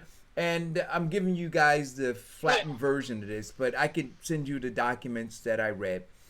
That it got passed from a duck to a chicken, but the thing wasn't airborne, right? It was still kind of concentrated. But then when you now have these chicken farms where you have millions of chickens compressed in one area, and now this chicken that now has this virus that used to just exist within these ducks, and then now it's in the feces, and the chicken is wallowing around in this feces, and it doesn't have to be airborne because the chickens are so close together. And then this virus that is trying its best to live, right? We're giving it opportunity to thrive, not just live. And so, go ahead. No, what were you saying, Diane? I was going to say that has been because our culture and the way we have living has changed. So we've moved from in the 60s and the 50s where we had more farming and stuff was really more natural to when we started to introduce preservatives and stuff to fatten up the chickens, to fatten up the pigs, and to produce more of them. And then you start introducing all these things, and as you change the original concept or the genes of an animal, that also changes how things are able to pass through and keep moving along. So maybe, again, and we've seen this, maybe this is the time that we will have to really revert back to what really worked, is slower production of fresh foods and farming and stuff like that, because you can see, and there's been articles on how pollution has gone down because people aren't out on the road. You can see how they talked about the Erie Canal, how it was now clear now because boats and were not continuously passing through. So there are some things that we are doing as humans, and people have talked about this before, where we are polluting the earth, and now it's fighting us back. It's pushing back. It's evolution. It's really pushing back on us and saying that I guess it's like really like a virus. It's eliminating everything that should not be, so it can get back to the normalcy. Well, I'm gonna send you. Or get back to its original DNA. Yeah, I'm gonna send you this. What we've done in terms of production of food is that we've got so much in terms of steroids and additives that we are killing our people and children quicker. I mean, it got to the point now where people had linked, like 9-year-olds getting their first period because of the growth hormones that they get in their food. Now, remember when they started doing bottled water years ago? We said, why are we buying bottled water? Water's free. We can get it out the tap water. Now everybody's buying bottled water because what you get from the tap water is not as clean as what we perceive it to be. I see. I could do a whole show on bottled water. Bottled water started off as a big scam. It really it started as a big scam. But now it seems to be a lifesaver for people. But also look at so many people now who are talking about going back to eating natural, being vegetarians only, eating plant-based foods, not eating a lot of meat and stuff like that. So people are starting to see, and they notice how their bodies are interacting with these different foods, how it's helping and or harming them, and they're trying to pull back. So all of this is a part of evolution. It has to happen. But let's have this conversation. Because we have to start eating. People are now spending more money just to eat cleaner. Yeah. So now food and eating vegan fed or grass fed eggs, to get those eggs are more expensive than getting the eggs that they're boosting up with the antibiotics. Right, but understand this now though. If we're talking about science and we're talking about food and we're talking about bacteria, we're talking about viruses, we're talking about all those things, and we're saying that there should be this shift, right? Right? Black folks don't have that. So no, they don't have access. They don't have the money. They don't have the money. Yeah. Right? Because look at it. Even with the flea markets, you notice when they started this big push on flea markets in maybe 10, 15 years ago, there was only a small percentage of places that would even allow you to use your food stamps at the fresh food markets. Then that became a big push, and then they started doing that, and they allowed SNAP and stuff like that. But even so, the fresh markets are still not in the communities where the black people are. They're in other people's communities. Mm. Oh, I got to give a shout out. I don't think they're doing it today, but the Urban League of Essex County, and I had a conversation. I just gotta be honest. I was talking to my brother today. He's out there risking his health to provide food to folks who are food insecure. I'm not sure that they're doing it today because of the inclement weather, and then they have to have covering. But he said they did set up some safe way of setting it up where you come into their parking lot. They have the table set up. Nobody's touching anybody, and they're letting only a certain number of people in at a time into the parking lot area where the food is, so that they're maintaining social distancing. But they do have produce that they're giving out. So make sure, I asked him to make sure he's putting it up on the Urban League of Essex County Facebook page so that people would know. Or you could check my page because I'll share it from day to day to let you know the time that they're doing it. So you can get fresh produce when they do it there. So. Now, you know, the other thing that's going to be moving forward, I think that they're going to use more is telehealth. So yesterday I had a appointment with my orthopedic doctor.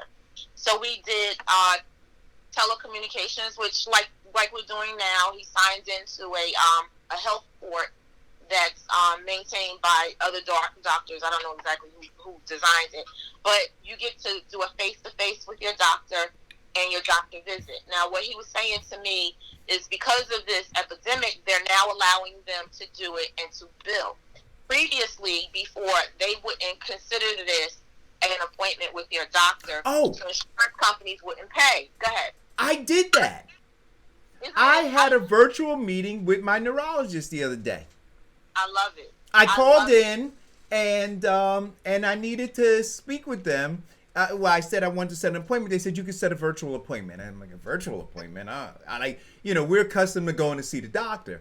But then Amina's saying, Baba, you ain't going nowhere. You're not going to be around no people, right? You're not going to be...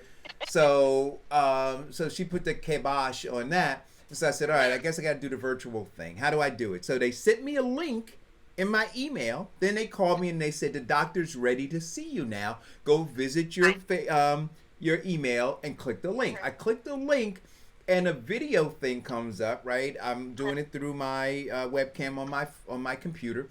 And he said, just type your name in and hit enter, and then the doctor will know you're in the waiting room. Yes. I'm like, okay. So I love it.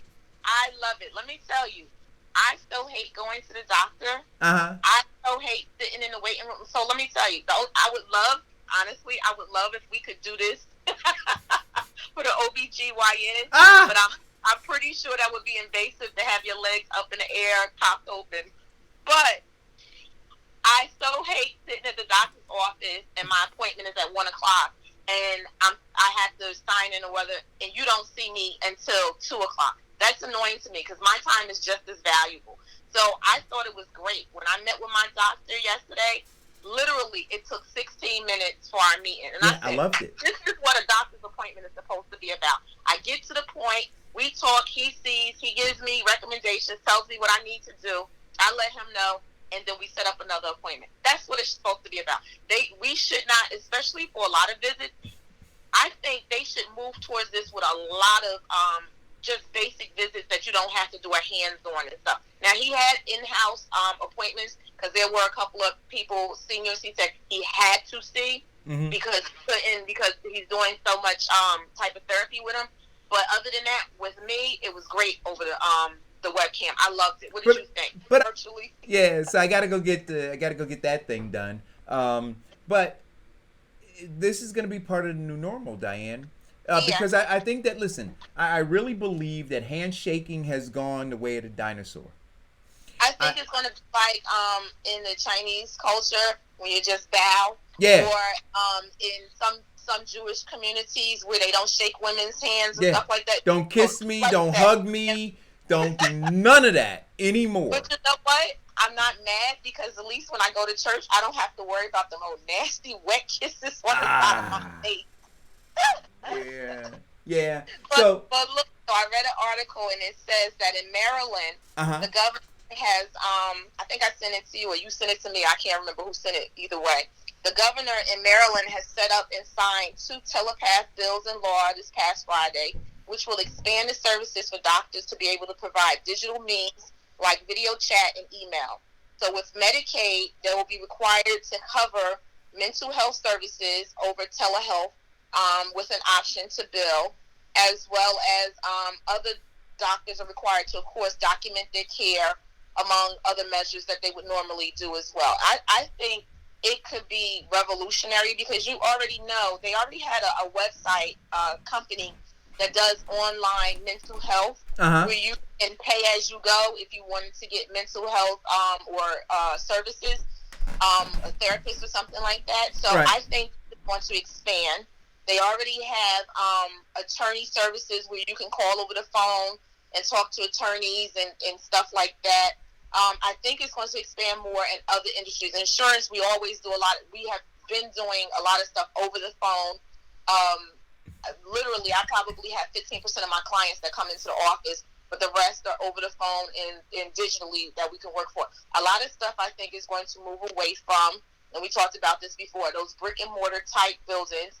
And I think WeWork is having some struggles because they're trying to sell off their company, and they're having problems because now WeWork has that the setup has various businesses can share space and come into a conference room or share office space. But Right. now that 6 feet thing, I think they're having problems with that. But I think a lot of people are going to move towards these telehealth type things. Mark Duncan said in the feed that telehealth has been happening for the last 6 years, but it hasn't become as prominent until now, which is great. I've never done it before with my doctors. I've always suggested it to my doctors. I don't know about you, Eric, but I always go into the doctor's office and let them know, look, the first thing I have is I want to sit in here all day. I know you got stuff today. I have stuff to do today. Let's make sure that we allocate our time appropriately instead of sitting in the waiting room with everybody with other sick patients. You know. No, absolutely. Listen, So go ahead. Go ahead. No, 3 minutes. Go ahead. Oh, we only got 3 minutes left? 3 minutes, sir. I try to keep you on schedule. Well, there were a lot of other things. There were some things that I posted on my page, and I'm trying to get to them. I haven't. Okay, so while you're getting to them, I'll tell you this. Go ahead. Listen. Go. I got to take my hat off for this one. Is your hair cut? Did you brush your hair? Now, do you see my hair? Yeah. Did you brush it? How does it look? I don't know. I'm looking at it. Oh, it looks fine. Oh, you shaped it up. Wait a minute. You ain't put no, Wait a minute. You ain't put no grease on it, though. Can I get some oil sheen? So the article says, how do you cut your own hair at home? 10 tips. I shaved. Because you're the one who told me that people were saying in the feed that I look like You was woofing it. That's all I'm gonna say. I told you, Amina says I look like Cootie Man. But anyway, I have a so I'll tell you what I do. I'll tell you what I do to shave, right? Or to cut my hair. I use a guard. Firstly, you got to use a guard. If you don't use a guard, you'll hear that sound, and you know that you just went too deep. You know. So with a guard, no, you messed up. Yeah, you know, and there's no undo when you do a haircut, right? There's no Control or Command Z. So you got to use a guard, and I think I use a 1/4 inch guard. I think is the one I use. But then you also have the lever on the clippers so that you can adjust the clipper itself, right? So you got the 1/4 inch guard, so you know you're never gonna go closer than that. And then what I do, so I'm gonna show you guys. So right here near the ear. Right, I go closest. Right now, Farrakhan's gonna call me and tell me, "Yo, bro, you're doing it wrong." I'll get right. Look, but he can't look. He can't come see me right now, and I have no other alternative. So I gotta do it, and this is how I do it. So I do it a 1/4 inch. I go into the ear part, right, and then I have a mirror that I look behind me, and I try. Oh, this is Farrakhan. Yes, Farrakhan, save us. Hold on. Oh gosh, this may be Farrakhan. So let me finish though, if this is you. So then I look through the mirror and behind me, and I try to keep the line as close as I can. And then when I go the next level up, so it's kind of like a bowl cut without the bowl, right? So then I say I got this next level up, and then I loosen up the guard a little bit, right? So that I leave a little bit more hair. Right, and then I do that, and then the front of the top of the head, I just go for it because I can see that a little bit. Although Amina said that I kind of went close on one end, I didn't hear the sound, but when she looked up top, she said I went a little close. Hello, caller, go. I got a question. Why did you let I was calling my brother. Yeah, I knew I was calling. You knew I was calling. Listen, I'm gonna give you. When you're in coronavirus, I'm going to give you a little sympathy and just say good job. I'm not even going to go through it again. We're not calling it a haircut. We'll just call it, I don't know, a touch-up or something, because that is not a haircut. All right. I won't. Oh, my work. Okay, but I respect it. Yeah, see, look, there's no shame in my game. I'm gonna bend over so you can see. See, like right over here, I went a little too close. Yeah, we see the oop. Yeah, you know. The Eric's don't. But you know what, Farrakhan? I appreciate the fact that he said don't call it a haircut. It's like when you take pictures with your phone and you call them photographs. They're not photographs. Your photographer takes photos. You take pictures. And so I agree with you, Farrakhan. I didn't give myself a haircut. I don't know what I did. But I look better than I did before I did whatever you want to call it. No doubt, brother. No doubt. Listen, I love you guys all. My prayers are still going out to Sydney Barnes, who is going through it right now. You know, my brother. And listen, here's a guy who takes care of himself. You know, so all of the things that you do to boost your immune system and all those kinds of things, Sydney does that on a regular basis. And he's in extraordinary pain right now. There was somebody else who I talked to who was going through this, and they talked about how when they were in it, they were hallucinating and all kinds of stuff. Hey guys, it's serious, which is why I attack these conspiracy theorists the way that I do.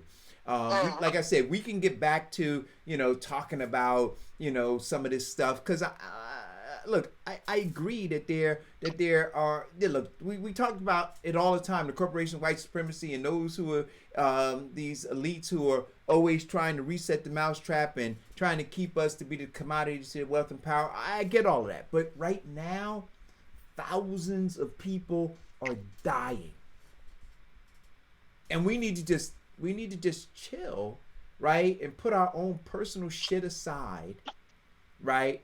And we need to throw up prayers or well wishes to those families. That's what we need to do. And it's shocking to me the inability, the callousness of some people to be able to do that in this time.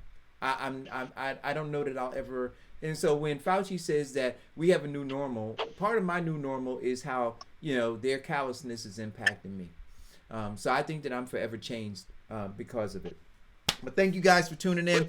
Farrakhan, man, I'm going to call you for some extra tips. You can get that, bro. But to what you just said, I just want to say, remember, if they are saying that we are looking at somewhere between 100,000 and 240,000 deaths, we are only at 6,000. Yeah. There is a long road to go. It's a long road to go. People need to know that, so they need to do something better, right? Because we could be enduring this for some time. If they're expecting numbers like that, that's you're talking 20 times, right? 20 times where we're at in deaths right now is what you're talking about. So that would mean if you go by that, then are you going to extend this situation 20 times longer? We've already been at it 3 weeks. But they're saying that the way that the curve looks right now, this thing is going to extend into. They're saying we're going at the tail end of this thing. So we're going to reach the apex according to, at least in New York.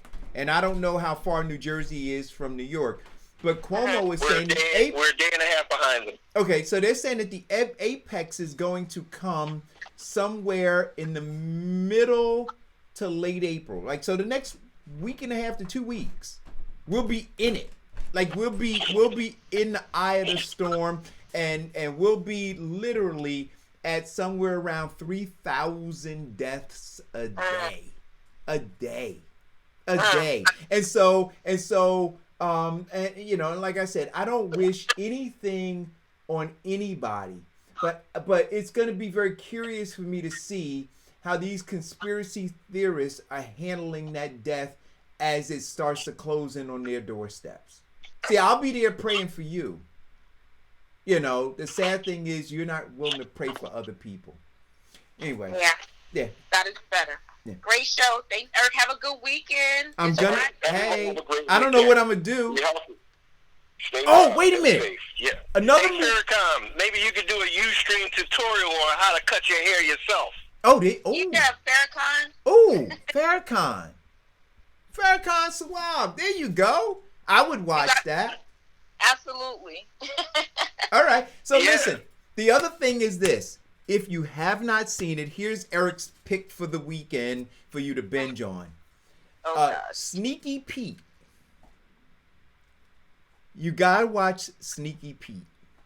Oh, that's the name of it, Sneaky Pete? Sneaky Pete.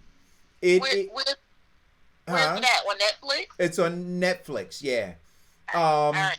It is about a con artist or a bunch of con artists, but it's just one con after the next con after the next con, and it is amazing. It is amazing. Oh, sounds like New Jersey politics. Oops, let me go. Bye. Thank you guys for tuning in. See you on Be Monday. safe, everybody. God bless you. Bye.